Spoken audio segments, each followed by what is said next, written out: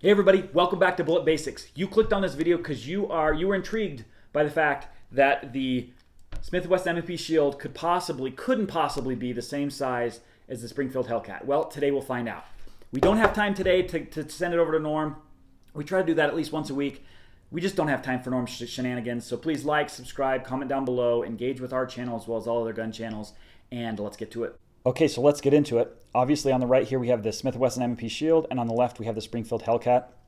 Now, I didn't mention before, but the Springfield Hellcat holds 11+1 in the chamber, and the Smith & Wesson M&P Shield only holds 7+1. And that's why this debate, or this, not even debate, this is so amazing that for the virtually the same size pistol, you're getting significantly more rounds. I mean, you're talking a substantial amount of more rounds, and the gun really isn't all that much bigger. In fact, if we were to compare them here,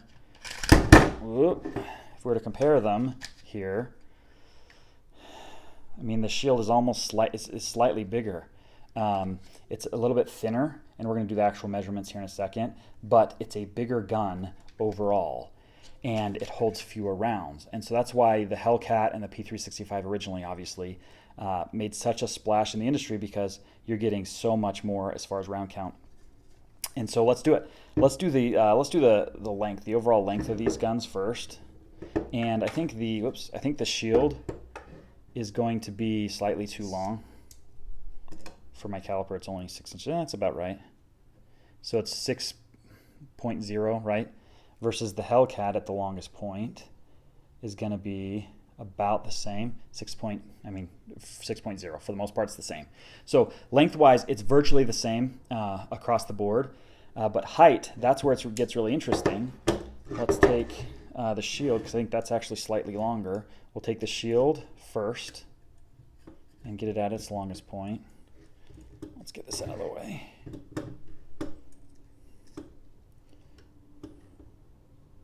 So at its longest point, I mean, it's going to be roughly 4.4. We're not going to be totally exact here, but 4.4 inches long, right, or tall, versus the Springfield Hellcat at its longest point, 4.0. So that's awesome, right? You're getting a shorter gun, and you can actually see it here kind of. You're getting a shorter gun with more rounds. That's a win-win. Okay, so let's do some other measurements just for fun. Well, I guess the last substantial measurement, it is a thicker gun, right? As far as the thickness here in the grip, and we'll do the slide as well. But as you can see there, it's 1.033, whereas the shield is thinner at 0.9. And so it's a thinner gun. But for me, the slightly thicker, just the slightly thicker that it is actually a plus, because the shield for me is just slightly too thin. And so that doesn't bother me at all. Let's do the Hellcat here from the length of the grip, I guess we would call it 1.9, versus the shield's is slightly wider. Oop, knocking them over, 2.1. And so it is more narrow, but it is thicker here. All right, let's do those other measurements. We're going to do from the back of the grip to the trigger is 2.8. And from the back of the grip to the trigger here is 2.6. So not a substantial difference there, but it is worth noting. The one thing we didn't do, though, is we did not measure the thickness of the slide. So we'll do that here, kind of right there. So the thickness of the slide is 1.0 on the Hellcat, and the thickness of the slide on the shield, oops, let's get the thicker part there, 0.9, right? So I guess if we were going from the fattest part of the Hellcat, which would include this frame here and the slide stop,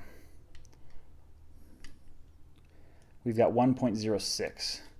I would say that's the fattest, unless this is fatter. Nope. Fattest part of the shield is 1.03.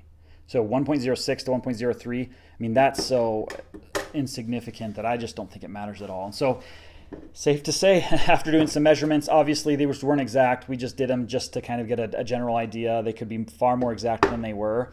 But it's safe to say that both of these guns are virtually the same size in almost every respect. Obviously, there's some small differences here and there, but considering the substantial amount of extra ammo you're getting in the Hellcat compared to the Shield, it is well worth looking at the Hellcat or the P365 or any of these new generation high capacity 9mm carry guns. But anyway, hope you enjoyed that video. It is kind of a simplistic look at it, but it is true. So check it out. The Hellcat is an awesome gun. I do have a full review on this gun as well as the P365. Go check those out. We'll link them up here anyway.